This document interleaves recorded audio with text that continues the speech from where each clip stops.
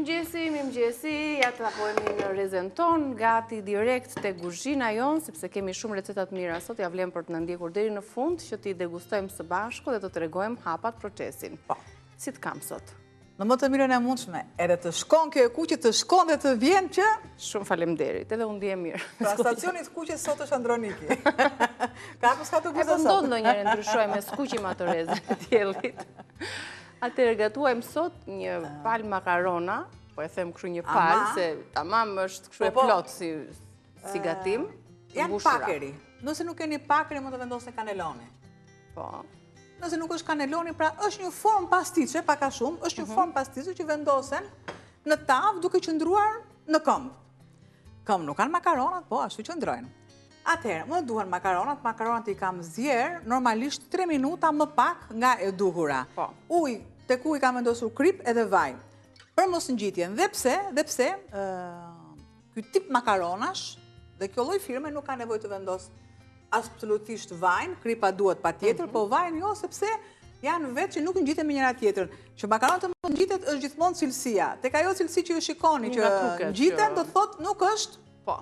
Ajo e duhura. Ajo makaron quhet garofalo, duhet ta themi me z të plot sepse është cilësia, shija në një tjetër nivel të shijuarit të makaronave, është garofalo, siç janë dhe llojet e tjera që kemi aty tek stenda jon dhe që Teuta është kujdesur më së miri që t'i sjelli të importoj për konsumatorët shqiptar, na ofron pra të shijojmë pastat në një tjetër nivel dhe duhet të theksojmë që këto pasta përpunojnë në pajisje bakri dhe kjo është shumë e rëndësishme që të theksohet për cilësinë në të cilën ato përpunohet, për lëndën e parë që zgjidhen dhe mbi të gjitha nëse e teprojmë për shembull me qenë se the atë minutazhin e zgjedhjes, nuk do të asnjë gjë, pra kanë atë cilësinë aq të mirë sa nuk bëhen si brum, dua të them, edhe nëse e teprojmë pak me minutazhin e përcaktuar të zgjedhjes së tyre.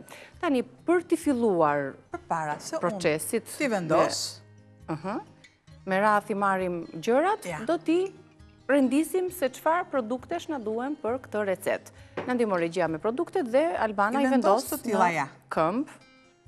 Pasi i ka zier më pak se sa minutazhi i përcaktuar në paketim, kanë një ngjyrë të diellt edhe për lëndën e parë që janë përpunuar, makaronën na duhet një pako ose gjysmë pako, në varësi të tavës, 400 gram për shembull, salcë domate 400 gram, 2 lugë gjelle vaj ulliri, çfarë kisha unë 200 gram salcë.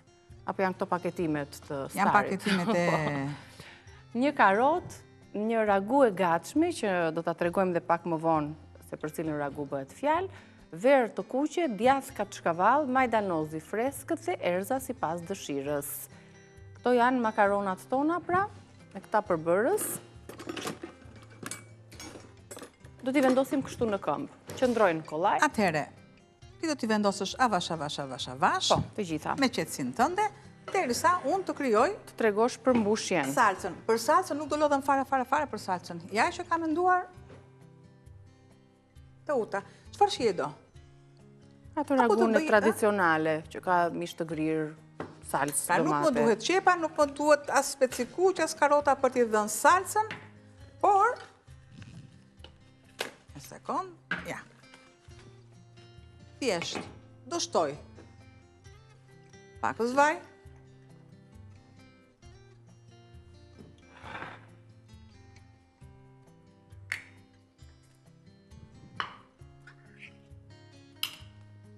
të marrë dhe një lugë,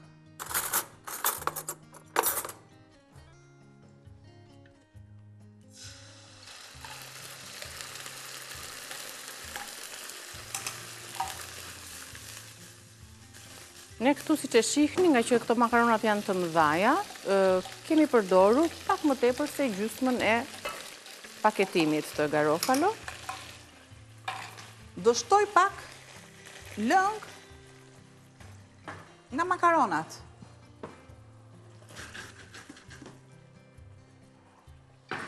Do t'i përdor të dyja.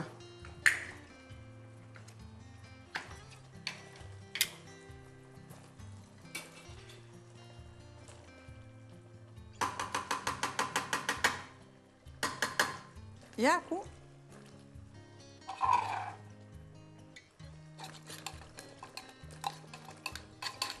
Pra pa lodhje fare. Pa lodhje fare.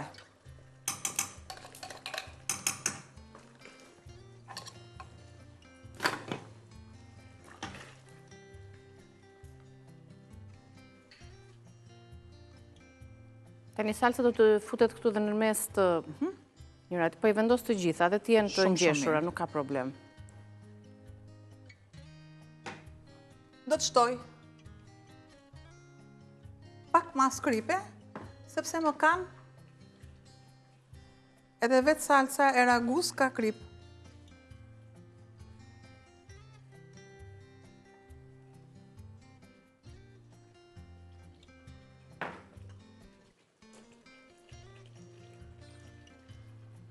Kështu për këto gatimet e shpejta mendon edhe Teuta për vetë faktin se këto salca paketime të gatshme janë për të na lehtësuar pak nga koha, derisa të zgjedhim mishin, të shkojmë ta blejmë, të zgjedhim domatet apo salcën e domates për të përgatitur ragun. Kemi ragun e gatshme nga Star, e cila na ofron edhe salca shumë të mira, të freskëta, me një ngjyrë fantastike që japin gatimeve tona shumë shije, ngjyrë të bukur, dhe i sjellin ato në tryez kaq këndshëm. Tani mendoj se po makaronat boll janë në tepsi. Nxehtësinë. Do të shtoj tek lëngu i makaronave që kam, do të shtoj salcën e kuqe.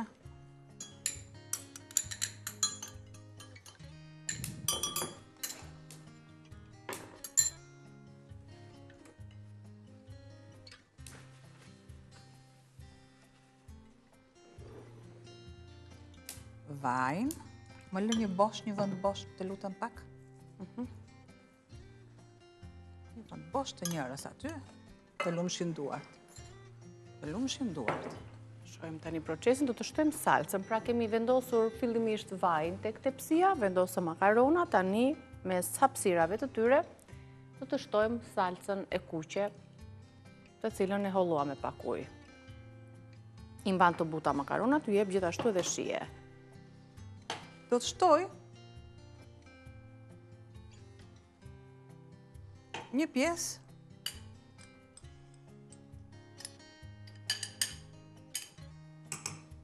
djathi.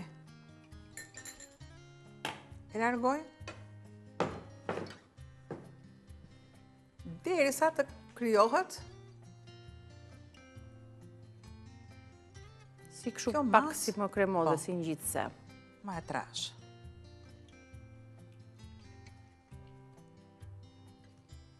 Pra, në momentin që është ujshme, krijoj dhe pjesën tjetër. Po. Shtoj dhe pjesën tjetër. Nga nxehtësia që ka salca, shkrin edhe djathi. Pra, nuk po duhet tek salca që tjetë e trash vetë, sepse duhet djathi. Në salcat e tjera, për shembull, kur është me holl, normalisht e përdorim në shten.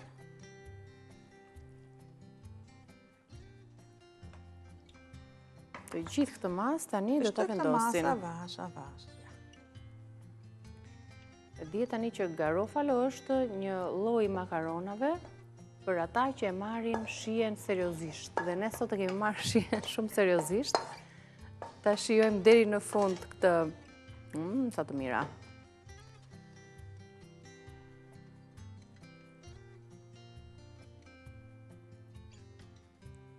Derisa të arri deri në fund. Tani dhe pesha i rrëzon. Pesha e salcës. Por, nuk është as pak për të shqetësuar. Ja.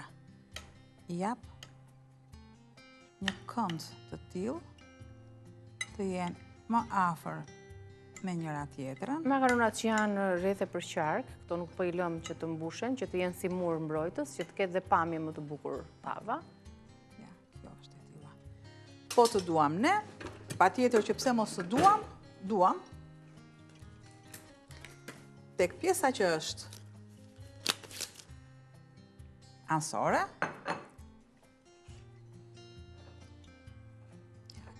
bëj shkërmoqjen e djathit. Pra, në mes e kam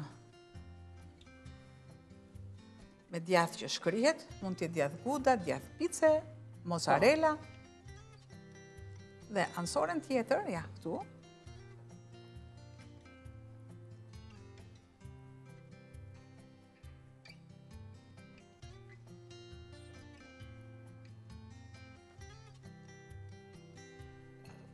Ne shtojmë gjithën. Dhe bëhet si me dy ngjyra dhe ka dhe një pamje më të bukur, sepse është kjo kurora e bardhë e recetës. Shumë diellse është, shumë joshse. Pëlqen ta shohësh dhe ta shijosh. Tani, le t'i përsërisim edhe një herë produktet çfarë përdorëm ne për këto makarona, për t'i përgatitur shpejt e shpejt në shtëpitë tuaja. Ju duhet patjetër një pako me makarona të gjëra. Garofalo është cilësi shumë e mirë dhe sugjerojmë duke theksuar cilësinë që ka kjo makaron, por shihen që i jep gatimit deri në fund dhe mbi të gjitha që ushqemi shëndetshëm duke marrë produkte të tilla. Pra ju duhet pako makarona, domate, vaj ulliri, karot, ragu e gatshme, pak vere kuqe, djathka çkavall, majdanos të freskët, që sigurisht nuk do t'ja shtojmë që tani që të mos digjet e të mbasi vlerat, por me njerë pasi ta nxjerrim nga furra dhe mund të përdorni pa ashtu dhe erza sipas dëshirës. Bëjni një foto tani recetës, ndryshe do ta keni sigurisht në kanalin ton në YouTube në Reze Dielli. Tani aty ke brenda letrën e do kujdesemi që të mos thahet pjesa e sipër me makarona, do t'i vendosim letër pjekë ose alumini më mirë. Alumini, e dishim shumë mirë. Pra, e nxehta kërkon pjesën Pjesën me shkëlqim. E poshtë, kurse e ftohta duhet kjo pjesë duhet poshtë, pra në bufet e ftohta. Po.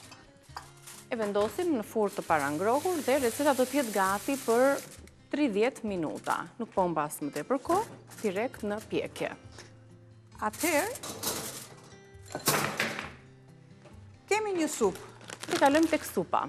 Një supë që një supë vitaminoze me vitamin C po shoh, sepse ka karotën, ka portokallin dhe produktet e tjera do t'ja u tregoj me gramaturën përkatëse në ekran. Shënojni, janë në talierën tonë të verdhë, kemi vendosur dy produktet kryesore, karota edhe portokalli. Pjesa tjetër do të vazhdohet me patate, i shohim të shkruara.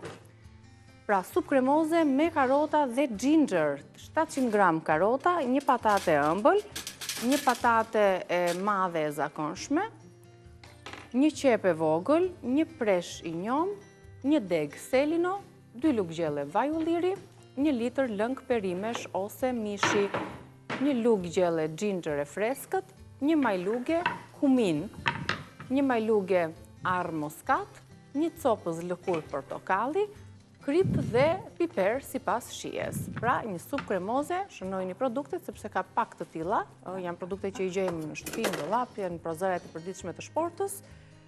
Dhe mund t'i shtoni një shije ndryshe. Kjo është ndyra e vetme që do t'i shtoj.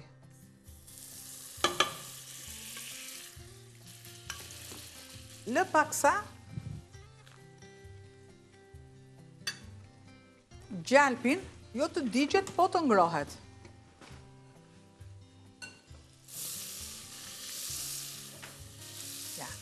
Pra, me lëvizje kiklike të nxeres, pa vendosur fare lugën, arrim që të ngrohim gjalpin. Kam gjithçka e kam të grirë në blender. Në blender në rende si të doni ju. Pra, kam karotën, kam pataten, patatës si kam vendosur ujë dhe ujë nuk është i ftohtë, është pak i vakët. Kam qepën dhe preshin. Gjë që tani direkt, unë do të shtoj qepën. E mirat mirave, kur punoni, me lugën e drujnd, është që luga të vendoset në ujë. Mos të qëndrojt e të thahet, sepse mbledh edhe mikrobët edhe gjithçka. Kam preshin dhe kam pjesën e bardhë dhe gjysmën, që është ajo ngjyra jeshile e hapët, që më duhet. Dhe karota tani marr dhe derdh lëngun e ngrohtë të patateve. I kemi vendosur aty që të mos oksidohen, por edhe ai qëndrimi i bën më të buta. I ndihmon edhe për t'u zier më shpejt. Mbasi unë e kam vendosur në ujë të vakët, pataten, do më pak zjerje se karota. Gjë që shtoj karotën dhe nuk pres tek qepa që të më bëhet tërësisht, sepse minutazhin që do kërkoj karota, patatja qepa bëhet më shpejt. E shtoj. Preshi do në fund.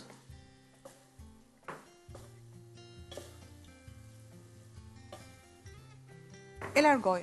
Marr një rende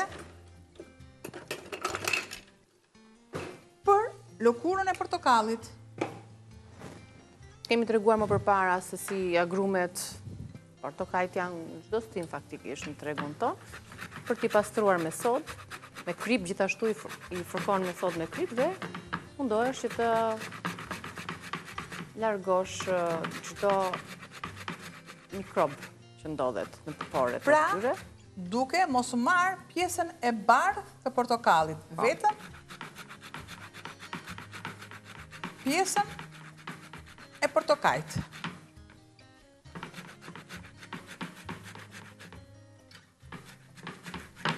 Ja, gjithë maza këtu. Dhe kam mjaftueshëm. Me lëngun e portokallit do ta shtoj në fund fare që t'i jap atë shijen e veçantë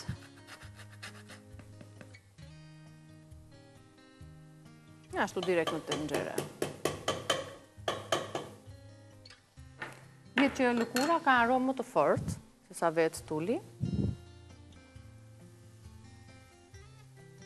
Dhe shkon shumë me xhinxherin. Xhinxherin i freskët. E kam përdorur pluhur. Që mos ketë atë shijen intensive shumë i fuqishëm. Xhinxheri që është atëre tek fëmijët për shembull nuk e përdorim, e përdorim shumë ose do përdorim shumë pak në pluhur. Xhinxheri i freskët, se ne më mësuar, ka një shije shumë të fuqishme dhe më të fuqishme nga ajo çfarë ne i gjejmë këtu. Po. Pra xhinxheri që është original, patjetër është sikurse dhe avokado që ju shikoni, është një avokado sërish tjetër që ne shikojmë sepse dhe ngjyra e avokados këtu është më e tjetërsuar. Nëse në treg shohim dy lloje, megjithatë është tjetër ndoshta për kur flasim për perimet. Ertat edhe. Po, kur flasim për perimet, ne na intereson të themi, mua për shembull, më intereson të them ato çfarë është e perimja. Qartë, sepse janë produkte që nuk rriten këtu dhe do mjaftohemi me ato që importohet dhe që na sjellin. Unë them vazhdimisht që organizmi i njeriut kërkon atë frut dhe atë perime që ne jemi rritur, sepse është në ADN-n e organizmit. Po. Tani, ne do presim që të zbuten perimet që sapo shtuam, duke vazhduar edhe me patatet në to. Shtë edhe pak lëng nga makaronat. Shumë bukur. Përse? Lëngun e makaronave shfrytëzojmë pak në gatimë. E ka pak atë trashjen që i jep supës vetë. Pa përdorur unë, niseshte ose miell. Bukur, e lëm pak të zbuten karotat, do të shtojmë edhe patatet më pas dhe një kafe të shpejt, të shkurtër do të bëj tek mokador, po fillimisht do të ndes ekspresin dhe ne do të shkëputemi për sugjerimin e ditës së sotme për sa i takon suplementit bimor prostatol. Rikthehemi pas pak sërish. Erdhëm me një mokador me shije karameli se kishim nevojë për diçka të ëmbël, ndryshe nuk shtyhet dita. Rikthehemi për të vazhduar punën me supën, pra e lam tek zbutja e perimeve, do t'i lëm avash në temperaturë nën mesataren, jo të largohen dhe të përfiten të gjitha lëngjet edhe të na mbetet vetëm pjesa e tullit të perimeve, por në mënyrë graduale. Duke shfrytëzuar dhe të gjithë portokallin, kemi marrë një portokall mesatar, tek i cili do të shfrytëzojmë lëkurën dhe lëngun. Do marrim dhe lëngun aty apo vetëm lëkurën? Po. Këtë do ta lë.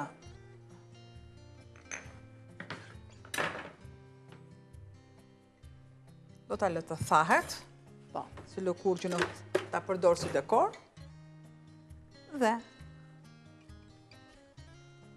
do të shtoj pataten. Gjë që jo që a lëngu se kurse dhe bra dhe një shplarje të patatës. Patatja dihet që ka amidonin dhe bën trashjen. Produktet kryesore të një supe është qepa dhe patatja. Qepa dhe patatja. Ato japin atë shpeshherë përdoret e karota, konsistencën. po janë të dy përbërës që nuk asnjëherë nuk i ndalen asnjë lloj supe. Mund t'jetë karota, po pa qepën, përsëri gjella supa nuk bëhet, se jep atë shijen edhe lëngun e mirë. Kjo është opsionale, por i jep një ngjyrë të këndshme. Kam shuar shafran.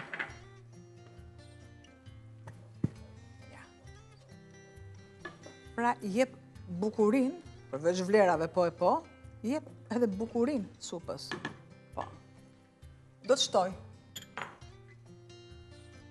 Si që thamë ginger i plur? Ginger këtu. Okej, edhe kuminin? Edhe kuminin nga e qova, Mos e çove tjetër që e kam shuar në një Kumini vend. është një erëz shumë e mirë, në fakt ka një aromë fantastike dhe ndihmon shumë zonja të cilat vuajnë nga osteoporoza, kështu që përdoreni kuminin si erëz, gjeni, paktën vitet e fundit kemi një informacion të bollshëm edhe recetat le të themi huazohen, qarkullojnë kështu ndër anvisa. Gjithashtu në internet informohemi për vlerat që kanë shëndetësore, që kanë erëzat bimët aromatike. Një prej tyre, siç e kemi theksuar edhe më herët, është kumini, që përdoret edhe në gjell, edhe në supa, dhe që është shumë e mirë për osteoporozën. Përdor arën e muskatit ose arën myshk. Po. Kjo që e kemi thënë, përdoret shumë, ka një përdorim shumë të gjerë tek ëmbëlsirat dhe tek ragut.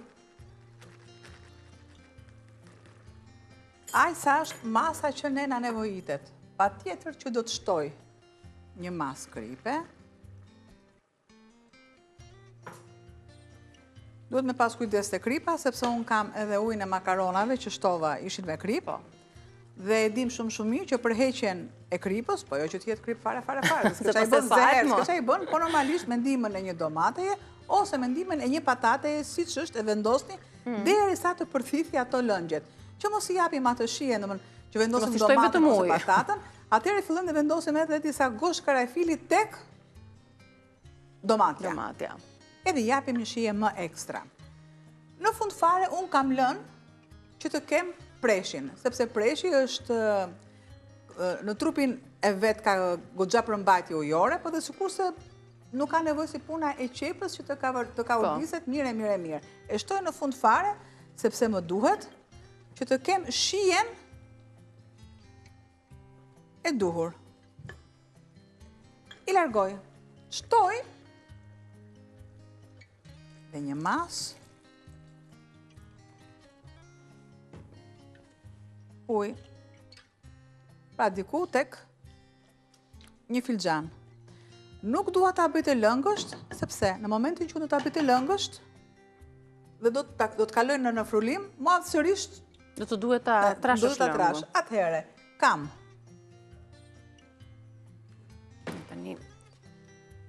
pajisjen. Që mirë është që të mos shtohet themun e nxehtë, po të lëmë të ftohet pak. Do të shtoj masën e ujit, apo të kalojmë në publicitet? Po, kalojmë në publicitet dhe unë e avash, edhe me panën. Ashtu, se mona prishet dhe pajisja. Jo. Sepse do të ndihmoj me panën, gjysmën e panës edhe me lëngun e portokallit, gjë që temperaturat janë pastaj që nuk fillon edhe e bëhet si puna e tenxherës presionit. Po, tamam. Është drejt ajo gjë. Kështu që presim pak minuta, nuk është një shkëputje e gjatë, ka reklama për të falenderuar të gjithë mbështetësit tanë dhe rikthehemi.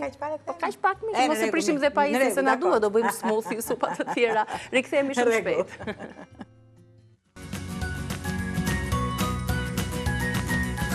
Mirë se erdhët në pjesën e dytë të hapësirës tonë të gatimit. Përgatisim një supë të shishme të shëndetshme me ginger, me karota, me portokall. Unë do të doja që ti përsërisja edhe një herë produktet, se çfarë na është dashur për përgatitjen dhe për ardhje deri në këtë fazë. Gjatë publicitetit arritëm që ta kthemi në krem dhe më shikoj trashësia e duhur. Po. Ndërkohë, receta është kjo: supë kremoze me karota dhe ginger. 700 gram karota, një patate e ëmbël ose një patate e madhe zakonshme, e grirë në rende, një qep e vogël, një presh i njom, një deg selino, 2 lugë gjelle vaj ulliri, 1 litër lëng perimesh ose lëng mishi, 1 lugë gjelle ginger e freskët, 1 majluge kumin, 1 majluge arë muskat, 1 copëz lëkur portokalli, krip dhe piper sipas shijes. Kjo është pra receta e shkruar. Tani, nëse do afrohemi për të parë konsistencën trajtën që do të ketë supa, është kjo. Pra të gjitha perimet që i ka vërdisëm, i kthyem në krem, në blender. Atëre, marrë dhe shtoj, ja, si është kremoze, është e më ndasht, do të shtoj lëng portokalli.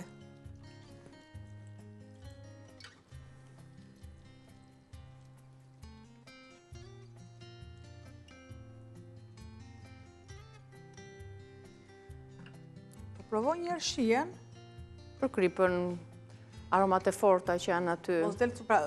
Është një supë që ka shije të fuqishme. Po, aromat janë të forta, ndaj do të shtojmë pak pana, ndoshta në fund që të na zbuten ato aromat.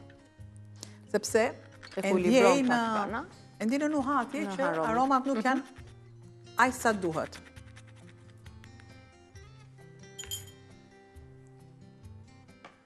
Do të shtoj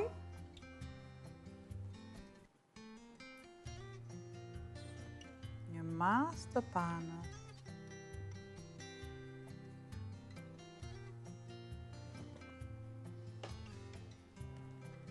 Ja, zbut pak edhe ngjyrën, po ashtu edhe shijen.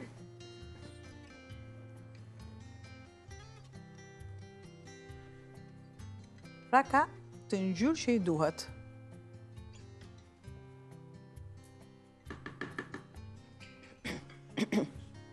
Gati pra, një supë kremoze, që shijon si e ngrohtë ashtu edhe e ftohtë. Në momentin që luga fillashka juaj ngjyroset, krijon atë shtresën. Vetëm garuzhja e kupton se është apo jo, sepse luga e drurit të gënjen. Po. Pra në momentin që është rëndesa, është kremoziteti i duhur, apo konsistenca që na duhet për një supë kremoze, e cila është shumë e shëndetshme për gjithë familjen, edhe për fëmijët, duke paksuar ndoshta atë shijen ose shtesën që i bëjmë të xhinxherit, ose do të zgjidhni xhinxherin pluhur siç zgjodhëm ne, në sasi të pakët, për t'i dhënë atë lezetin e shijes, për t'ia forcuar vlerat dhe për të krijuar një pjatë të tillë. Që po mos ta në fund fare. Ja, kjo është supa, do t'i shtojmë në fund fare, gjithashtu pana, edhe për dekor, po siç e tham, për të rregulluar zbutur pak shijet e forta. Edhe pana duke qenë më kremoze, më e ngjeshur, qëndron mbi supën, është më e rëndë. Në fund fare do ta përziejmë dhe do ta shijojmë.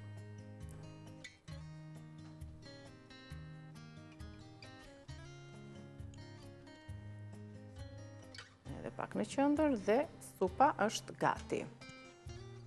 Mos harrojmë edhe ndonjë lëkurë portokalli, sikur e freskon edhe bukur. Në fund fare e zbukurojmë me disa gjethe koperi. Në fund fare mbasi është krijuar edhe lëkura e portokallit edhe të fahet lëkura e portokallit që të qëndroj koperi jo i zhytur brenda. Nëse unë të vendos bimët aromatike kur janë të nxehta, normalisht nuk kemi vetëm ato oksidimin me thikë. Problemi është edhe sepse nxihet gjetja e padyshim. I heq të gjitha këto për të kaluar. Kjo ishte supa receta e dytë. Përpara se të kalojmë tek receta tjetër ku ka për bazë kryesore një prej bimëve të tjera aromatike siç është rozmarina dhe që ne e përdorim kryesisht tek mishi i viçit, tek mishi i pulës, tek patatet, e kemi aty rozmarinën, se këto janë bimët e tjera, po ta sjellë Albana, e kemi të receta tjetër, e përdorim në gatime të ndryshme, e përdorim si vaj për rritjen, zgjatjen dhe kujdesin e flokëve, për lyerjen e trupit, ka shumë e shumë përdorime rozmarina. Në fund fare pasit na tregoi Albana përdorimin e sotëm, gatimin e sotëm do t'rregojmë edhe vlerat, benefitet që e ka. E rozmarinës. Po. Unë bëra veprimin që të gjithë në dasëm, dhëndri pret nusen nga një orë, unë sjell produktet e tjera dhe në fund fare sjell rozmarinën. Atë të fundit fare. Është shumë e mirë rozmarina si çaj, sepse ndihmon në përmirësimin e memorjes, nëse përdoret në mënyrë të shpeshtë, për ata që vuajnë nga haresa, po është shumë e mirë edhe për njësër arsyesh të tjera. Çfarë përbërësish të tjerë na duhen për përgatitjen e kësaj recete? Është një recetë e thjeshtë, e shkurtër, që Albana do të na tregojë me 2 fjalë. Ka shumë pak përbërës, rozmarinën. Vetëm vaj rozmarinës. Po. E kemi provuar që vendosim vajin e ullirit bashkë me rozmarinën, siç është derisa të fillojë dhe të lëshoj atë lëngun pak të errët. Në momentin që rozmarina fillon edhe nxihet, ajo nuk është e duhur. Prandaj vendose në vendet e errta që mos jetë drita. Po. Është receta tjetër që ne kërkojmë për shembull të përdorim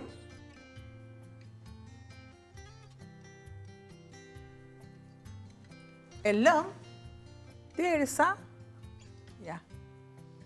të kemi sa të marri vaj aromën e rozmarinës.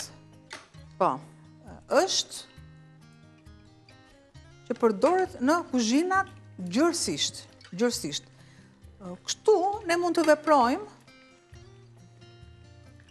edhe me hudhrat. Po, vaj hudhre. I lëm të zihej. Vaj hudhrës me vajin e tillë ka një ndryshim. Vaj hudhrës në kuzhina përdoret duke i kaluar vaj ulliri bashkë me hudhra që kalojnë në blender, për të pasur një tip kremi që më pas kalon në vaj. Pjesa tjetër është vaj ullirit që zihen me hudhrat, po shumë avazh që dhe unë këtë veprim do bëj, që mos të digjet, thjesht të marrja atë aromën e vet. Të lëshoj aromën, të duke, pra nuk është për flokët, absolutisht jo. Përdoret përgatim kjo recetë. Janë vetëm përgatime. Shpeshherë ne ngatrojmë për shembull dëgjojmë vaj rozmarinë dhe o burra për flokët.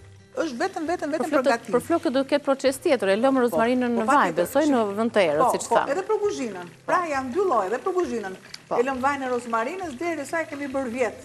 Po. Me bimët e tjera që të kenë deri në 40 ditë. Dhe mbi të gjitha, për vajin e flokëve të rozmarinës mund të përdoren dhe vajrat të tjerë mbartë, siç mund të jetë vaji i kokosit, mund të kaloj pastaj në banjo mari, gjethet e rozmarinës.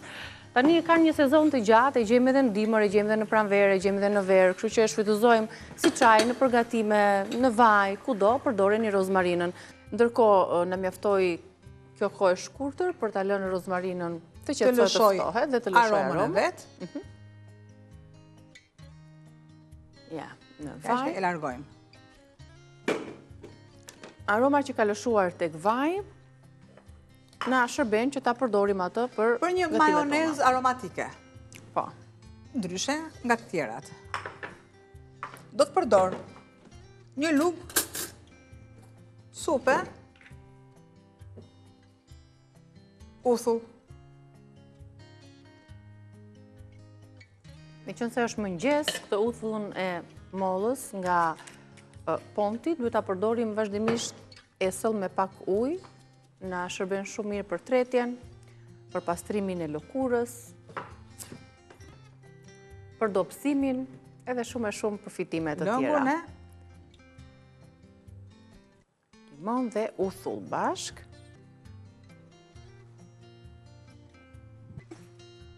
I lë paksa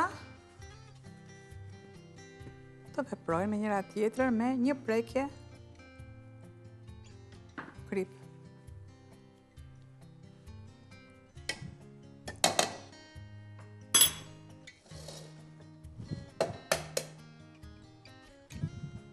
Limoni, uthulla, shtojmë tani në të edhe 2 vezë direkt te grirësja, sepse aty do të përpunohen. Sikurse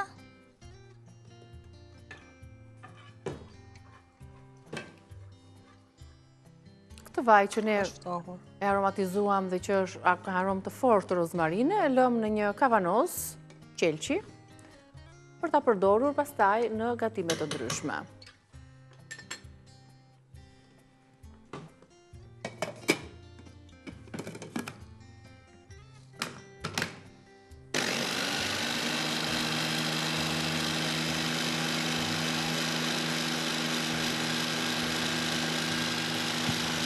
Punohet mirë.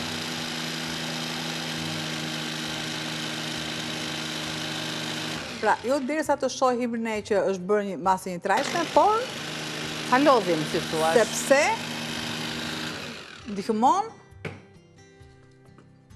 Shiko.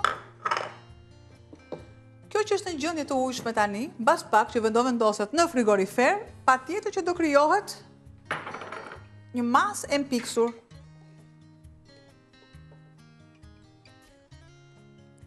Dhe si salcë majoneze, mund ta përdorim në ditët në vijim për ta shfrytzuar kështu të freskët me aromë rozmarine. Pra, salcë majoneze me aromë rozmarine. Fillimisht në vaj ulliri do të lëm të nxehet rozmarina, gjethet e rozmarinës, derisa të lëshojnë aromën e tyre. Një pjesë të vaj do ta shfrytëzojmë për majonezën, pjesën tjetër do ta vendosë Albana në kavanos dhe më pas e shfrytëzojmë për gatime të ndryshme, mishi, tava, me radhë. Në një grirse të vajin e rozmarinës e bashkojmë me uthull molle, pra po bëj një përsëritje të asaj çka bëri Albana, me limon, 2 kokra vezë dhe pra vajin e rozmarinës. I trazojmë mirë dhe në një enë qelçi do ta vendosim të mpikset në frigorifer. Tani nuk është gati, por pas disa orësh do të jetë gati, pasi të qëndroj aty për disa orë të tjera. E përfunduam edhe këtë sugjerim, këtë recetë, tani me sa shoh Albana po bëhet gati për të na përgatitur edhe mëngjesin. Një recetë Mëngjes drejt darkë. shumë të thjeshtë. Ja, e largoj talierën e parë dhe afrojmë produktet e një mëngjesi të shëndetshëm, të shpejt për gjithë familjen. Kam Omletat e famshme, të gjithë i duam. Gjithë kemi preferencat tona në mënyrën se si i përzjejmë, i organizojmë produktet. Disa i pëlqejnë me perime, me udhra qep, domate, kujdun, perime të tjera, speca. Tani është koha e jeshillëqeve, pse jo të mos i shfrytëzojmë edhe për omleta të tilla, kështu që le ta gatuajmë bashkë një omlet me jeshillëqe. Pak gjallë.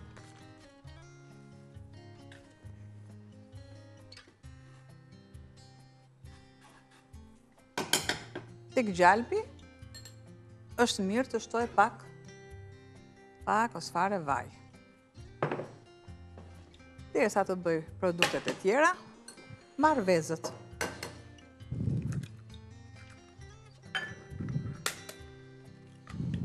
Pra duam të kemi një omlet të pasur Kjo është për 2 persona, proteina. besoj. Shumë mirë të lloj omlete, si zbëhet mund ta kaloni edhe në furr. Mirë është e këshillueshme është që mëngjesi të nis me proteina, dhe jo me të ëmbla, sepse nga një stomak bosh, nga një trup me qetësi, ato të ëmblat që ne konsumojmë direkt kthehen në glukozë direkt dhe edhe na shëndoshin, po edhe na shkarkojnë më shumë pastaj nga energjia se është e përkohshme. Mos kemi atë aromën e vezës, që disa e kanë shumë problem, normalisht shtojmë pak uthull. Pak uthull dhe eliminojmë. Dhe e eliminojmë. Bëjmë shpërbërjen e vezëve.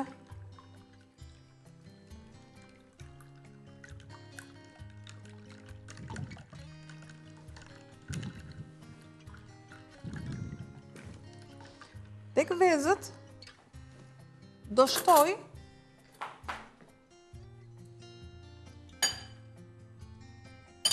largoj dhe spinaq.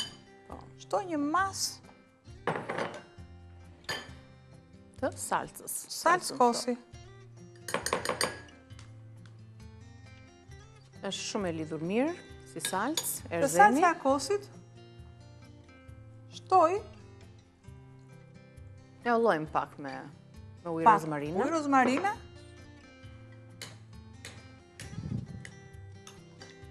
Ja.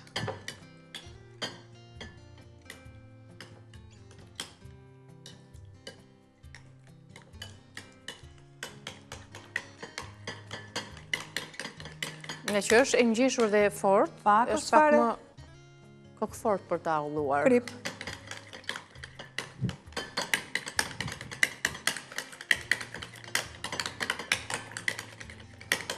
Me rahje të shpejta ose në blender, ju arrini të keni këtë masë kremoze. Këtë masë kremoze do ta shtoni tek ja.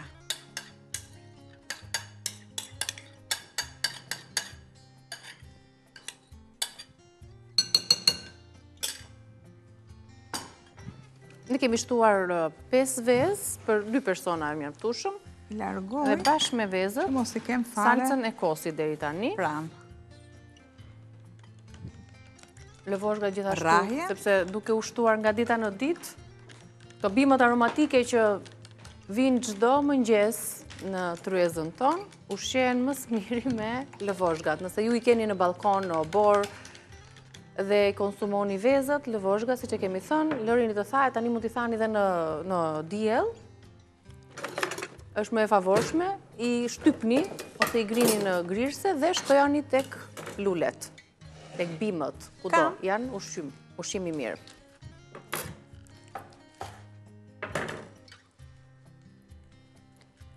Spinaqin, gjë që e rok me gishtrin dhe i jap imët, shumë imët. Kaq.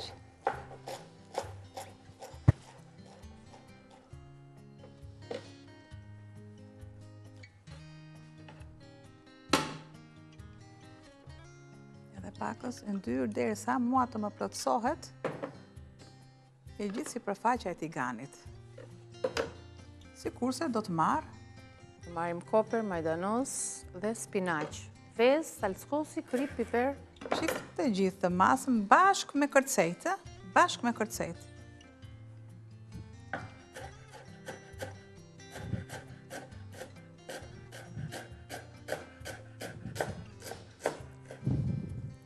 Që unë mos përsëris veten, shumë mirë, unë të vendosin farakia brenda, derisa të fillojnë dhe të bymehen. Por nga që e kam bërë në një recet tjetër dhe prandaj, dhe kam sërish një recet tjetër që nuk dua të përsëris vetenja.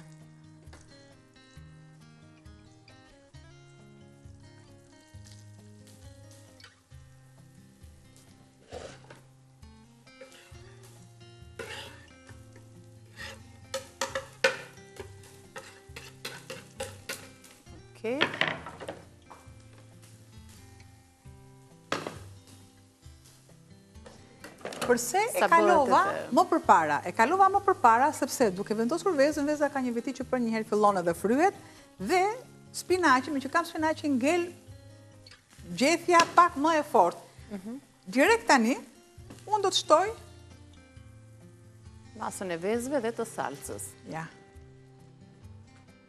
Ndërkohë dhe këtej nga fura drita ufik që është gati për ta sjellë në tryezë. Sa të bëhet dhe omleta. Pra, masën.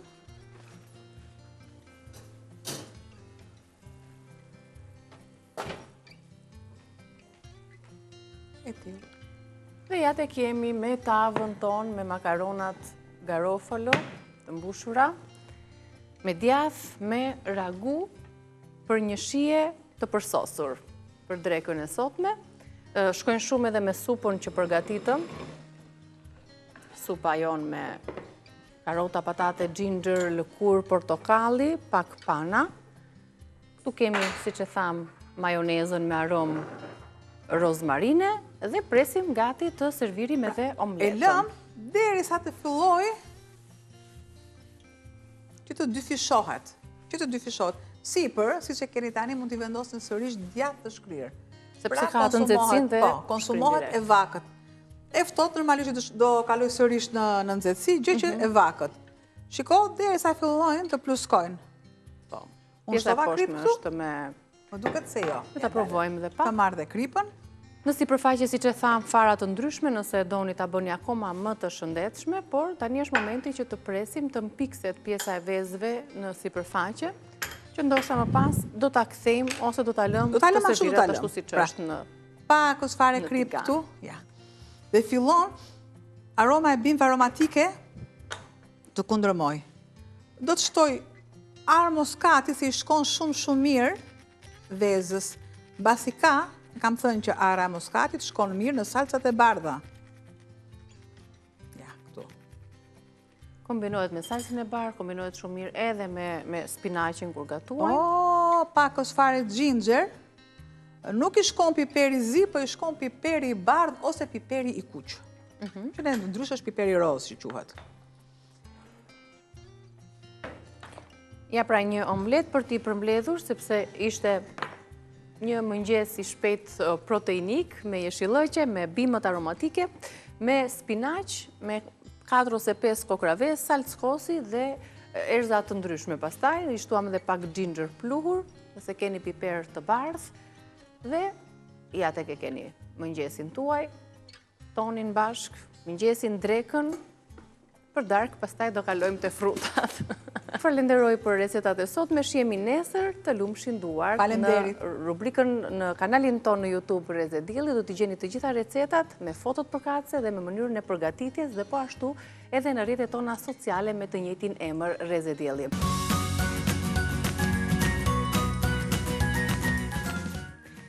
Mirë se erdhët, ja tek jemi në rrezen tonë me një mjek të njohur ginekolog I cili flet me pasion, ka një jetë të tërë që merret me ginekologjin, është pasioni I tij edhe padyshim I ftuar në panele të ndryshme televizive, di çfarë thotë dhe sigurisht këshillat e tij janë vërtet për t'u marrë në konsiderat. Është profesor Shkëlqim Balili, mirë se erdhët, kënaqësi që jeni këtu në Reze Dielli.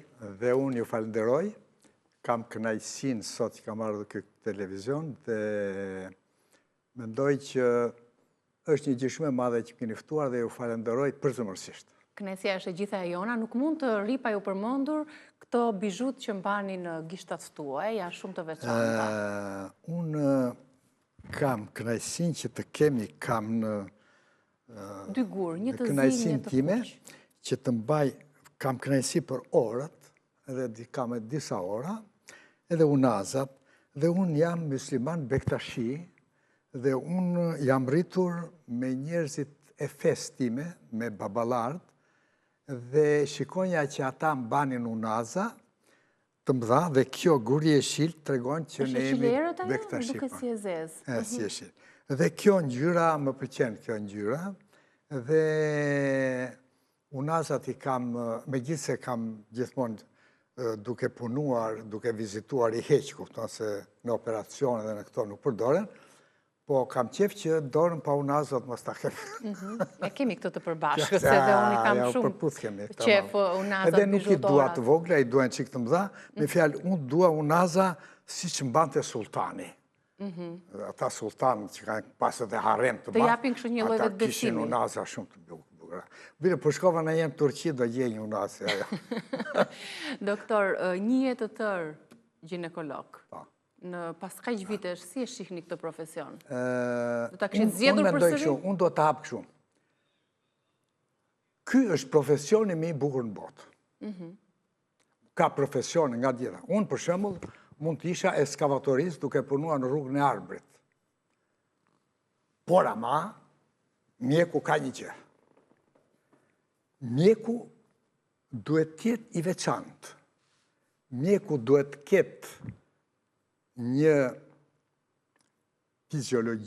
fizionominë e vetë, duhet të ketë intuitën e vetë, duhet të ketë respektin, dashurin, humanizmin dhe në fund empatinë për njeriun.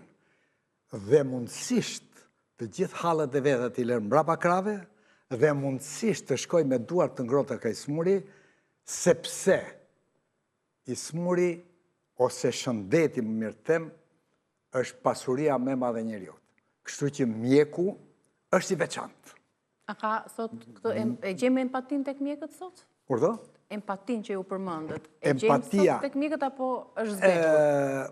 Unë po ju them një gjë. Unë jam bërë mjek nga mamaja ime. Unë kam jetuar në Leprak,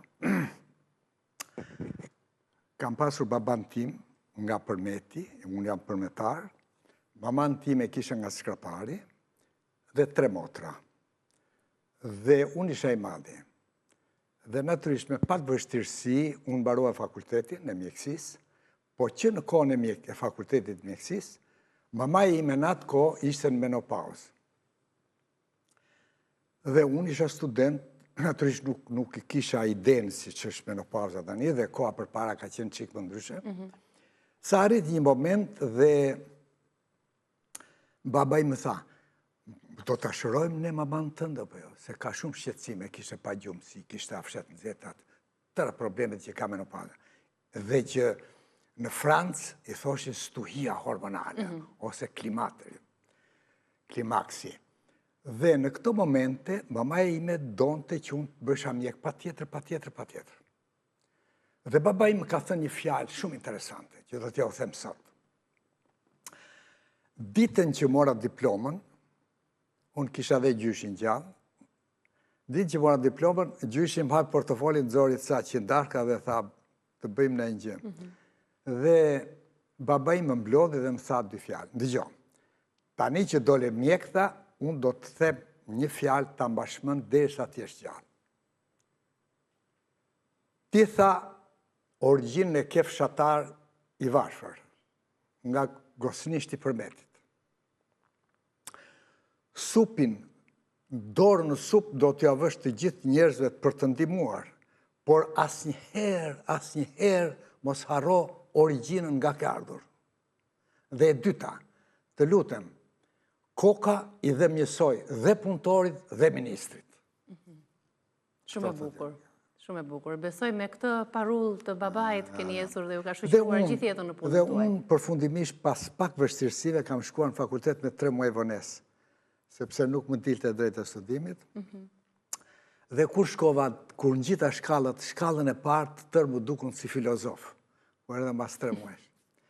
Dhe kur mborova mjek, me thënë drejtën, nuk kisha ginekolog, nuk isha caktuar ginekolog, kisha caktuar për mjek neurolog në një klinik në vend të një doktoreshe që u bë profesoresh në universitet, Lullieta Leshi, unë thura vendin asaj. Por më vonë, mbas një disa muajsh, një vit i kështu, drejtori i maternitetit kërkon të djem, i kishte shkuar 5 goca për specializim. Edhe ai po ndihte gruan e shefit kuadrit të komitetit ekzekutiv. Dhe tha, gruan e ke mirë, zëmbra e fëmijës është mirë, është mrekulli, po unë kam i hallë. Qa, të dua 5 quna. Edhe ai tha, ik në spital me qitë dur, sepse jam unë ai që të nëmbaraj. Edhe mua më mbori. Dikur kishit më shumë punë, për shembull, si mjek ginekolog, sepse kishte më shumë lindje. Po, unë nuk kishe shkuar mendja kur mua.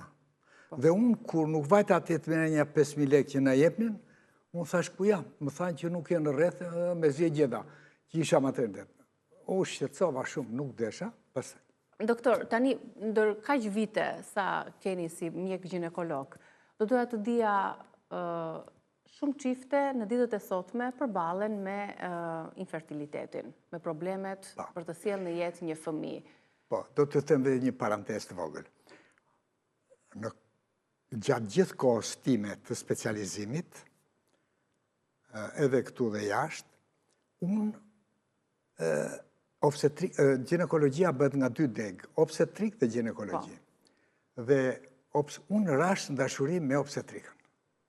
Do me thënë, unë nga momenti i takimit të 2 qelizave, një baba dhe një mama, që krijojnë një qeliz që quhet zigot, dhe që quhet individ i ri, dhe që kjo zigot zbret në uterus, dhe gjenë vëndin e vetë, fiksohet, implantohet, zhvillohet, nga ajo, si themi ne, trofoblasti, kryon blastullën, të gjitha dhe kryohet embrioni, nga embrioni kryohet fetusi, nga fetusi kryohet lindja në fund, në mas 9 muesh, gjithë kjo periudhë është e jashtëzakonshme, është një biologji e dhënë nga Zoti dhe në çdo shtatzani gruaja lulëson.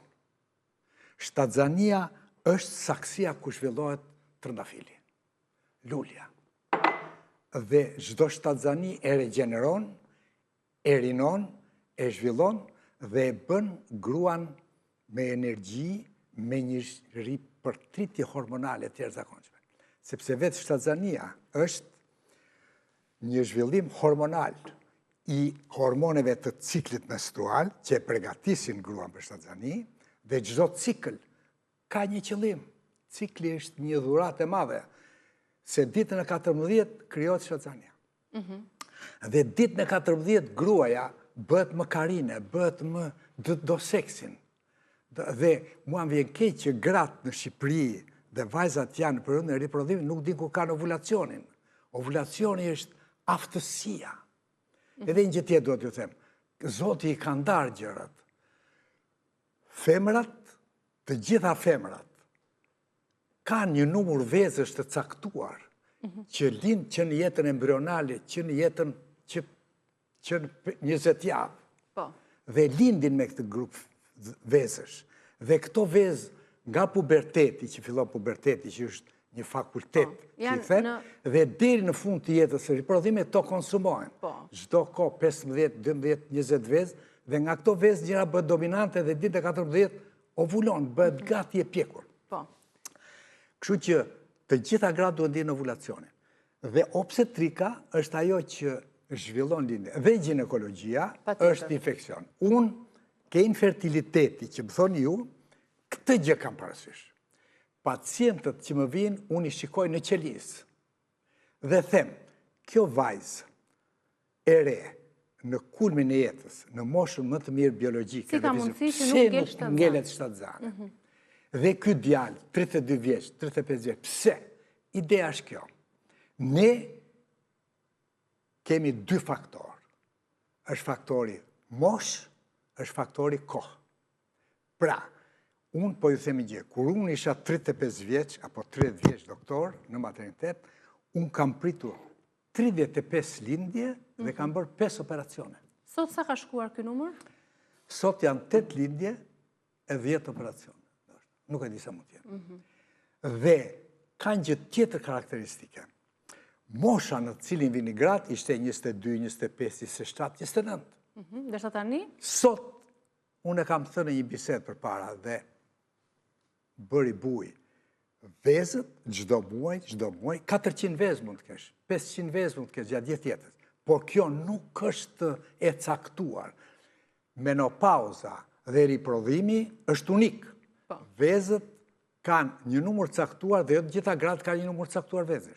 Kështu që unë mendoj që për gratë që duan doktoraturën, që duan të kenë profesionin, edhe lëm pas këtë pjesën e karierën e tjera, duhet të prekupohen së pari për shtatzanin, sepse po kaloj mosha mbi 30, unë kam thënë një gjë. Në qoftë se është mosha 30, kohën e ke për të lindur vetëm një vit. Dhe në këtë kohë veza që ndorë 24 orë në dritaren e pjellësishmërisë. Ama nëse jetë 35 vjeç, koha është 6 muaj dhe ora është reduktuar është vetëm 12 orë. Ama në qoftë se jetë 23 vjeç, 25 vjeç, kohën e ke 3 muaj dhe vështirësia për të ngelur është çik më e madhe. Kështu që në këtë raste në infertilitet unë kam parë moshën. Pra mosha që është faktor kryesor? Kohën. Dhe kam parë një kohësisht dhe faktor të tjerë që janë infekcione ginekologjike, janë ndryshimet të shumta, janë disbalancat hormonale. Unë po ju them, kyçi dhe thelbi i shëndetit femëror është dieta. Ka shumë paciente që unë i shikoj me një patologji hormonale, si që është ovari polikistik. Ovari polikistik do të thotë që të kesh një amenore ose një munges cikli të të vi çdo 3 muaj, ose maksimali e vonesës është 3 muaj, dhe të kesh vërshimin e hormoneve bashkullore në gjak, dhe të kesh vezët në vezore në formën e margaritarit që shikon me ekografi ose me rezonancë, dhe këto vezë nuk dalë janë të burgosura. Po të gjitha këto, a i sjellin ushqimet që konsumojmë, ajri që thithim, stresi, pra janë edhe këto faktorët e tjerë kryesor që dominojnë pikërisht në këtë disbalancën hormonale që ju përmendët. Atëre përgjigja është kjo. Ne sot jetojmë në një periudhë dhe në një epokë shumë të rrezikshme. Ne sot kemi faktor toksina, përmbajtje kimike hormonale, të cilat mbajnë një emër dhe po të doni shikojnë edhe në kompjuter, që quhen ksenoestrogen. Dhe ksenoestrogenet kanë një veti, imitojnë në mënyrë të plot estrogenet që prodhohen nga vezorja. Dhe këto janë lëndë kimike, dhe këto sa po futen, kapin në receptorët të oksigjen, të estrogenëve, dhe këto japin një çrregullim total të aftësisë për të maturuar vezën dhe për të mbajtur shtatzanin. Ne kemi problematika të cilat vinë dhe unë mendoj që nga më kryesorët, kyçi më kryesor, thelbi më kryesor është dieta. Dhe të gjitha gratë që marrin ushqimet përpunuara, që marrin ushqimet të shpejta, që marrin ushqimet paketuara, që marrin ushqime të përpunuara të mishit, sallamit, suxhukut, të gjitha, picet, Coca-Colat, unë habitem në televizor në njerë, që japin ca fast food dhe që japin Coca-Cola mbrapa, pjetë e sheqerosura, Coca-Colat, makaronat, orizi, të shëra dhe të tje brumrat e tjera, edhe këto ëmbëlsirat, byrekrat, janë të gjitha që japin një disbalancë hormonale. Fitimi peshës, pesha dhe gjatësia janë etalon biologjik i njeriut.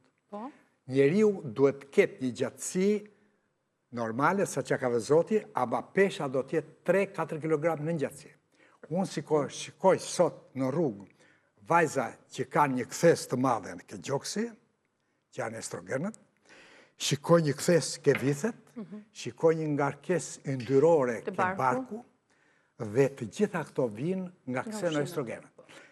Veç këtyre ksenoestrogenëve janë pesticidet, fungocidet, herbicidet, të gjitha detergjentët e shtëpisë, të gjitha lëndët kimike, dhe i kuq i buzës është me lëndë kimike. Të gjitha këto. Unë shikoj të rinjt në Tiranë, më vjen shumë keq, nuk di si ti të imagjinoj. Të gjithë ulen dhe hanë fast food, me hunë deri me vish deri, të gjithë hanë ushqimet përpunuara, të gjithë hanë vetëm pizzat. Dhe ne esencën, trupi njeriut ka 2 tru. Truri parë është sistemi nervor qendror. Dhe në zorë është truri 2. Trupi 2 është zora e trash. Dhe ne kemi qindra trilion mikrobesh, mikroorganizmash, dhe vagina ka të veçanta, pra në kanë 2 mikrobioma. Dhe kjo mikrobiom, nëse unë ha pizza dhe Coca-Cola, do të rrisë ato bakteret e këqija. Të ushqim vazhdo. Kështu që të kërkon vetë pastaj. Dieta është kryesore. Uji, plastikat, proceset e bukurisë, proceset e kozmetikës, këto, unë sot nuk bëj kur. Unë përdor vetëm uthull e molle. Uthull e mollës është ilaçi numër 1 për djersën, për flokët, për lëkurën dhe limoni. Të gjitha lëndët që përdoren për të larë vaginën, të gjitha lëndët që përdoren për të futur vaginën, të gjitha ovullat që kanë antibiotik, të gjitha preparatet farmaceutike dhe kozmetike janë të dëmshme. Vagina pastrohet vetë. Vagina duhet mbajtur e lumtur. Që do të thotë nuk duhet të përdoren detergjent për larjen e saj? Absolutisht, bile dhe për të fshirë. Ka shumë gra që fshihen nga mbrapa përpara, absolutisht jo. Vagina, dhe kur të lash, duhet lash në stolë, sepse gjithë meturinat shkojnë në vaginë. Vagina është e pastërt, vagina ka formën e një fizarmonike, ka kodra të bukura dhe thellime, dhe ky ndryshim morfologjik është që ndodh në menopauzë dhe që jep problematika pastaj në. Te këtu do të ndalemi tani, te kjo stuhje e madhe hormonale që ndodh te gratë në menopauzë, e cila ndikon pastaj edhe në marrëdhëniet intime me partnerin. Dhe 2 fjalë do të them përpara. Përpara se ta shpjegojmë këtë, unë dua të t'jap një informacion shumë të shkurtër se ç'është menopauza. Ne kemi 4 lloj formash të menopauzës. E para është premenopauzë. Që fillon në cilën moshë? Premenopauza fillon me pubertet deri në momentin kur fillon dhe çrregullohen në periudhën e riprodhimit, kur fillon dhe çrregullohet cikli. Pra, kjo quhet si premenopauzë. Dhe kjo e ka burimin ke hormonet, gjithmonë ke hormonet. Ne kemi hipotalamusin dhe hipofizën, e cila prodhon një hormon që quhet FSHLH. Këto të dyja stimulojnë vezorin dhe vezorja prodhon 2 hormone shumë të rëndësishme, estrogenin dhe progesteron. Estrogeni është trupi, është gjoksi, është beli, është fytyra, është floku, është syri, është dinamizmi, është pamja femrën, sidomos tash ti e vesh me të kuqe, kjo është gjë e madhe shumë. Progesteroni. Do të kemi në nivel të duhur estrogenin. Jo, ve kemi normal. Progesteroni është hormoni qetësisë, i hormoni gjumit, hormoni kënaqësisë, hormoni shtatzanisë, që lidh të jetën.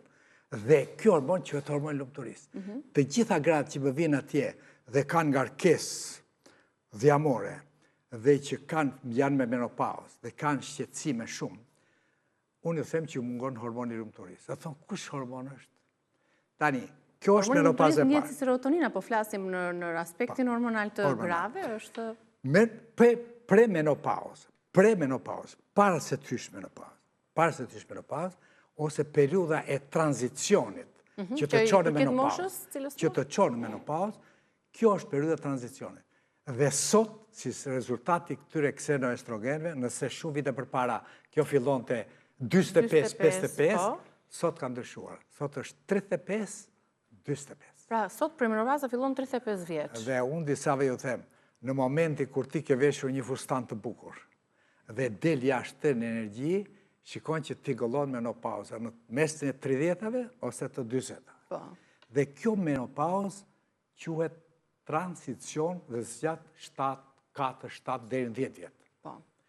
E treta, nga një shifër në kalendar,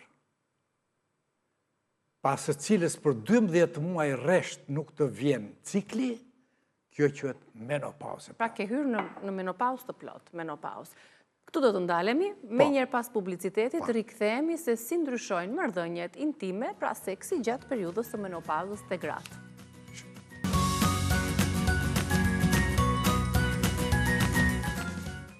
Ndoshta në vendin ton, doktor, ende vijon të ngelet tabu ose si e paragjykuar kur gratë fillojnë dhe shfaqen këto problemet me marrëdhëniet intime gjatë periudhës së menopauzës, por që ja kjo studia e hormonale ose kjo fazë e çdo gruaje që e përjeton dhe e kalon që duhet ta kalojë këtë fazë, ka dhe këto problematikat e tjera, përveç simptomave që i kemi përmendur. Një nga problematikat që haset në këtë moshë është edhe përjetimet intime në menopauzë. Kjo është një pyetje shumë e rëndësishme, ju falenderoj për këtë pyetje, ju falenderoj, dhe unë e shoh shpesh këtë gjë, sinqerisht po ju them që falenderoj. Dhe unë po ju them që kjo është një gjendje, më mishëm sa një simptom.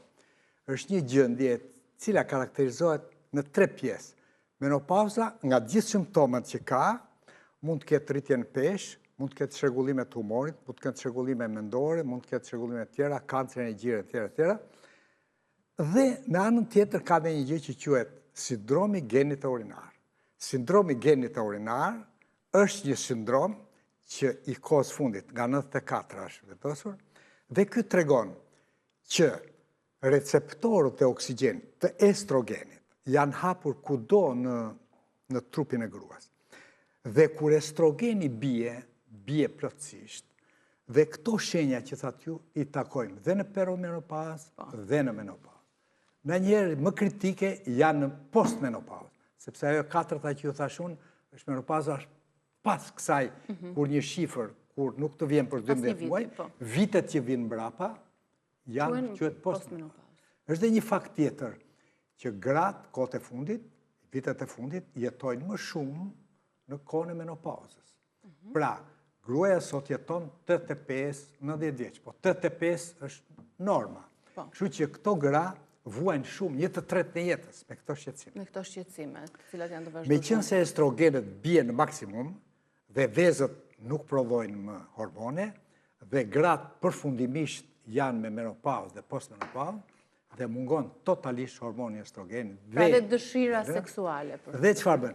Kjo ulje dhe normalisht dhe progesteronit sjell një ulje të dëshirës seksuale e para. Veç kësaj, kjo gjendje kombinohet mund të kombinohet me afshe të nxehta, me djersim natën, me pagjumësi, me dhimbje koke, me nervozizëm, me irritabilitet, me një gjendje nervozizmi dhe burri kërkon seks në atë moment. Gjë që edhe burrat kalojnë andropauzën, i kanë këto shenja dhe ata? Po, kanë po shumë. Dhe gruaja duhet të thotë, më fal, të lutem më fal. Dhe burri natyrisht duhet ta kuptojë shumë mirë. Tani, gjendja është kjo. Mungesa e hormonit sjell ndryshime morfologjike të vaginës dhe të aparatit urinar. janë të dy, prandaj quhet sindromi genito-urinar, genital, janë organi Po që të jemi ndoshta tek publiku më të vagina, konkret. nga një organ i shëndetshëm, i mbushur plot, hollohet, zhduken palat, humbet elasticitetin, është me ngusht, është me thatë, dhe kjo tregon shenjat e atrofisë. Atrofin mjekësi do të thotë mungesa e ushqimit te gjak. Dhe mukoza është njësoj si ky filxhani këtu. Kjo sjell pamundësinë e marrëdhënieve seksuale, sepse mungon lubrifikimi. Mukoza është e holluar, indi lidhor është vendosur, ka humbur elasticitet vaginës dhe vagina është e thatë. Dhe unë kam një dy paciente që njëra më ka thënë, doktor, e di si jam unë jam si Sahara e Afrikës. Nuk veç do të pantallonat, nuk hyp dot në biçikletë. Dërsa paciente e parë që unë kam vizituar me këtë, ka qenë nga Fieri dhe më ka thënë, doktor, do më shërosh apo të hidhem nga penxheria? Pse i thash unë? Kam një djegje të jashtëzakonshme, kam një dhimbje të jashtëzakonshme, kam 10 vjet, nuk kam problem që janë ndarë nga burri, ishte 62 vjeç, në kulmin e jetës, dhe kam një gjë të jashtëzakonshme, nuk mund të qëndroj. Kam çpime, kam djegje. Kjo është ajo që quajmë ne atrofia e vaginës dhe është sindromi genito-urinar. Ky sindrom genito-urinar bën që vagina të thahet dhe penetrimi penisit të vaginë është i pamundur dhe krijon një ndjenjë sikur ke xhama të thyer brenda. Kështu që kjo sjell atë pamundësinë plus që në anën psikologjike e sociale është që gruaja ka humbur dëshirën për marrëdhënie seksuale. Tani kjo duhet të shërbejë si një problem, konflikt në çift apo duhet të zgjidhet? Duke qenë se ky është një faktor, problem fiziologjik i moshës që kalon çdo grua. E lëm kështu të përfundoj apo japim një zgjidhje? Absolutisht jo. Së pari unë kërkoj një gjë. Ju lutem shumë burrave në Shqipëri që të jenë adekuat me shokun e tyre të zëbrës, me shokun e tyre të jetës dhe ta kuptojnë sepse është një problematik serioze dhe vetmja gjë që do dhënë sinjal e alarmit për shku ke doktori. Dhe ky doktor do ta mjekoj, do të rehabilitoj dhe pastaj më vonë marrëdhëniet seksuale do të jenë ilaçi kryesor që do rinovojë vaginën. Pra, mund të rindërtohet një marrëdhënie në këtë fazë të prishurit. Kjo varet nga koha dhe kjo varet nga tërësi. Se ne ushqejmë qelizën, ne ushqejmë trurin, ne ushqejmë psikologjin dhe pastaj organet. Ne nuk do të kuptojmë seksin si diçka mekanike dhe mua vjen shumë keq për njerëz që e mendojnë seksin si një mjet kënaqësie, si ta kenë gruan si lavatriçe. Për ju si mjek, çfarë është seksi? Urdhë? Ju, çfarë përkufizimi jepni një marrëdhënie seksuale? Unë them kështu, marrëdhënia seksuale është biologjike, e kanë kafshët, e kanë insektet, e kanë njerëzit, qenjet më të sofistikuara, më të specializuara, por seksi kërkon së pari logjikën, kërkon mirëkuptimin, kërkon angazhimin, kërkon dashurinë e madhe, humanizmin e madh, dhe së fundi seksi duhet që të bashkohen dy tru, të bashkohen dy trupa dhe të jetë i sigurt. Sa shpesh do të kryejmë marrëdhënie me çift? Seksi është i këndshëm. Nuk e diskutojmë ne. Këto gjëra i ka vënë Zoti. Ne seksin duhet ta kuptojmë. Duhet ta ruajmë si pasuri. Duhet ta ruajmë si pasuri seksin. Seksi është biologjik, është fiziologjik dhe ajo që ka shumë rëndësi është përputhja fiziologjike e dy sekseve të kundërta. E një njeriu që ka lindur mashkull dhe e një njeriu që ka lindur femër. Këtu ka seks, nuk ka seks ke të tjerët. Dhe seksi anal dhe seksi oral janë perversion. Pra, dy gjëra, ai që ka lindur djalë është mashkull, ai që ka lindur femër është femër, vajzë është femër. Këta të dy do të bashkohen. Me këta të dy do bashkohen. Seksi në të njëjtën gjë. Është njohja, është përqimi, është afrimi, pastaj të lutem të më kuptosh, pastaj fillon ai që quhet intimitet. Nuk ka realisht si ndodh sot? Nuk ka intimitet në rrugë. Intimiteti është kur ti ta fusish në pronën tënde e mos japish, mos kërkosh qira. Gjithsesi, a ka gra sot të cilat kërkojnë ndihmë pikërisht për thyerjet ose problemeve seksuale intime në moshën e tyre të menopauzës? Nga sa kam parun, gratë kanë probleme serioze jetike.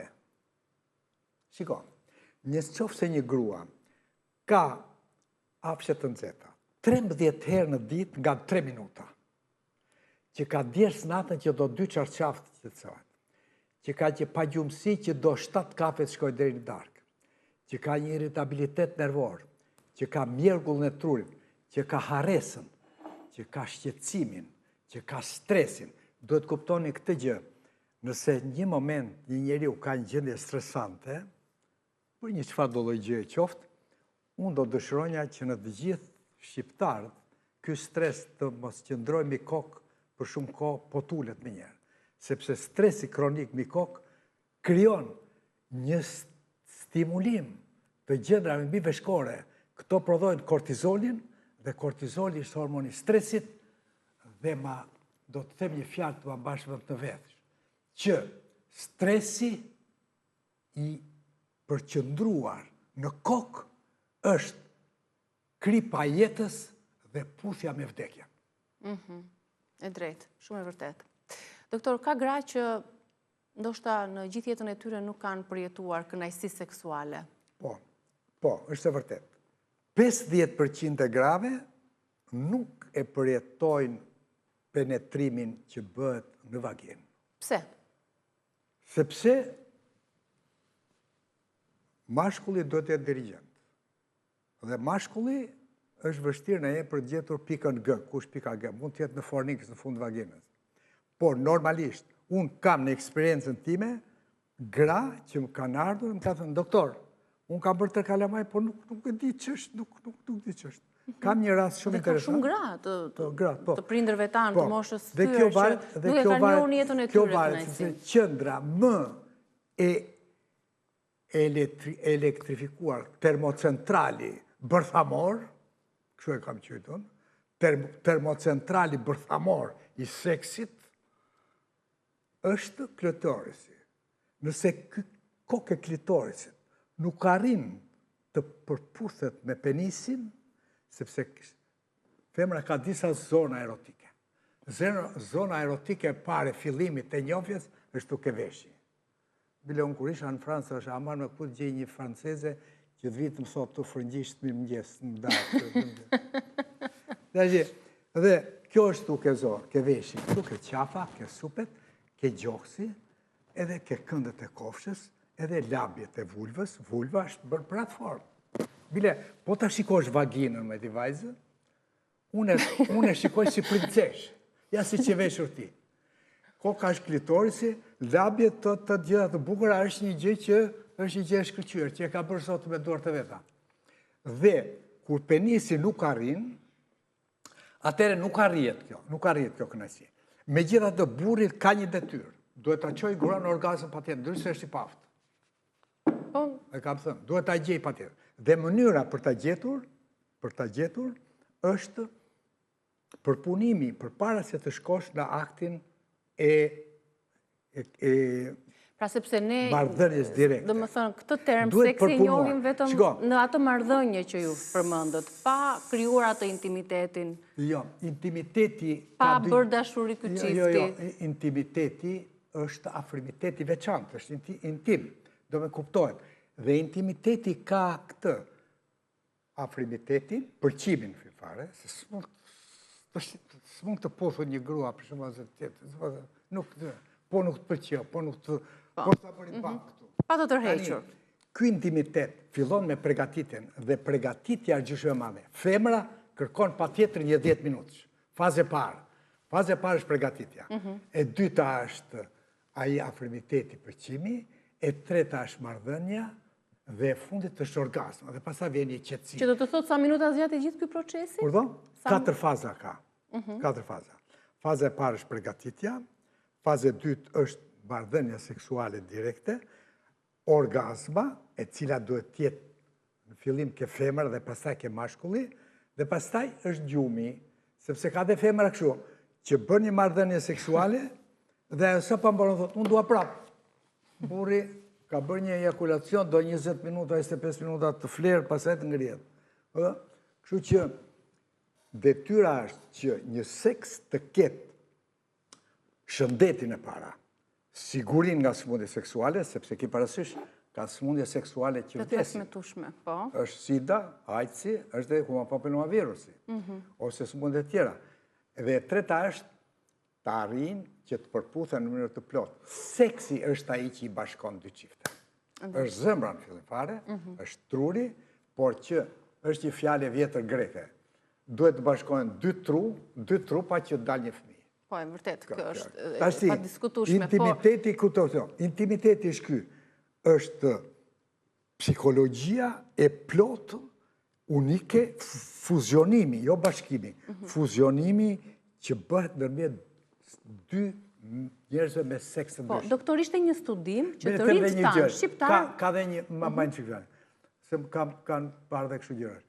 Ka dhe raste në seks që vagina, kur është në aks, në ekstrem, është si manshet, nuk të le të nxjerrësh penisin dhe thith spermën nga 25 cm. Unë kam parë femra në lindje të paprishura, pa futur. Sperma është futur në përmjet kanalit. Mirë se vërtet do flisnim hapur, por që të themi dhe ca gjëra të tjera. Ka një studim që tregonte se të rinjtë shqiptar nuk kryejnë shumë marrëdhënie seksuale. Ju si e interpretoni dhe sa shpesh duhet të kryejë një çift marrëdhënie seksuale për të qenë të lumtur dhe të lidhur, siç ju përmendët? Marrëdhëniet seksuale mirë është që fillojnë kur meshkujt dhe femrat janë të pjekura. Dhe duhet kalojë adoleshenca, sepse marrëdhëniet seksuale unë e quaj me vlerë të madhe abstenimin. Në adoleshencë duhet të abstenohet marrëdhënia. Dashuria mund të jetë dhe me të puthur, me të prekur, me këtë. Po ama të abstenohet marrëdhëniet vaginale, sepse ka një rrezik.